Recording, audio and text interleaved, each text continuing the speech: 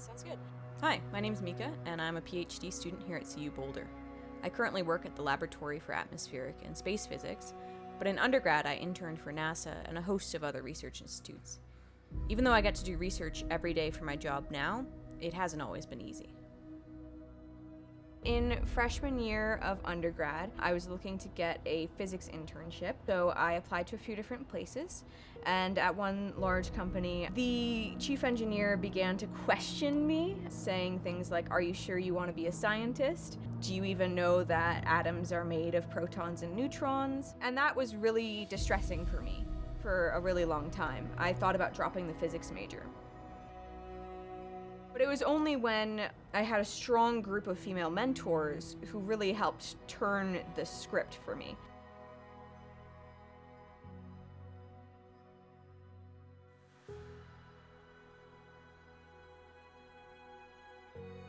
Yeah, sounds good.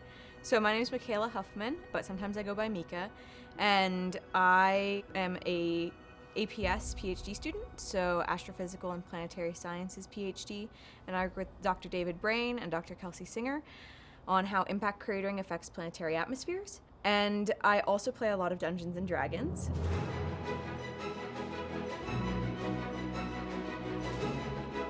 If I had to put some stats to myself, for strength I'd say I'm probably about a 10. Dexterity, maybe a 9. I'm not that good at catching things thrown at me. Constitution, I'd say I'm probably maybe a 10 or 11. I get sick an average number of times. For intelligence, I'd like to think that I'm pretty high, maybe like 17. Wisdom, I'd probably say like maybe 12 at best. Last one is charisma, and I would like to think I'm pretty charismatic, so I'd put that one at maybe a 15.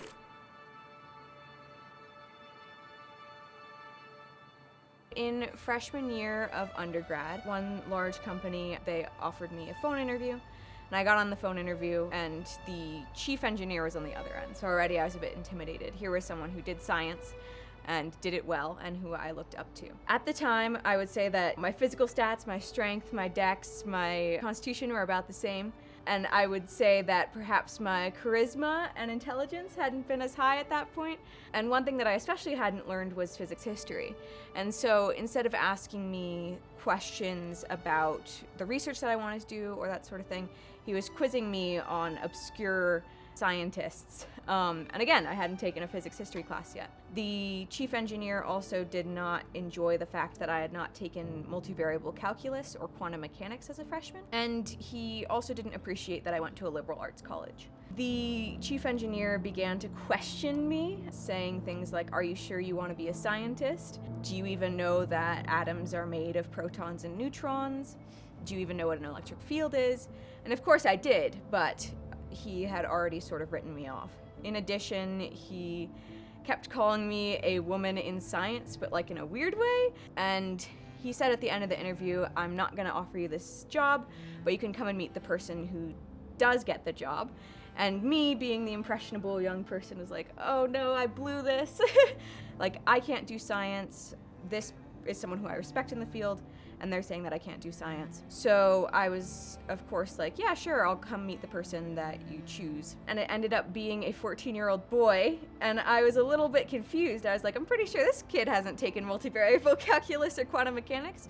But because this was my first experience with what I deemed a real scientist, I really thought that I was in the wrong, that I had failed. And that was really distressing for me for a really long time. I thought about dropping the physics major. But a couple of things happened that really prevented me from doing that. One is my TA came and pulled me out of class and said, "Hey, I heard you're thinking about dropping the physics major. You can't do that. You are a successful person. You're incredibly smart when it comes to these things.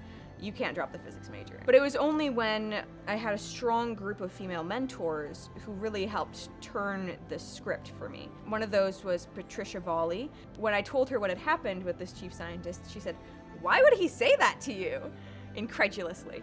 And at that point I was like, yeah, why would he say that to me? That's super messed up. The whole time that summer, I had been really doubting myself and thinking like, oh, I failed, I'm not good enough, really racking up the imposter syndrome. And it was in that one instant when she said that I was like, oh yeah, I'm not in the wrong here. That guy, he was in the wrong. And then from there, a few other people kind of really came to support me. Ellen Stofan, former chief scientist at NASA, she related a few stories where she had encountered similar things.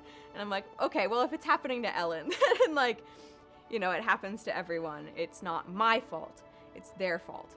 And Rowan Lockwood also really set me on the path of planetary science. Planetary science is, I like to say, the study of things you could stand on or lick in space. So not really stars, not really interstellar matter, not really black holes, but like planets, gassy and rocky and icy, comets, asteroids, all of those are things we study in planetary science. So Rowan Lockwood introduced me to a geophysicist that they had on staff. He really kind of helped me discover my love for planetary science. At that point, my party was not just me alone facing off against this giant dragon of toxic masculinity in science. It was more so that I had a strong group of women who were supporting me and kind of building me up, helping me level up to allow me to better combat these ideas in STEM.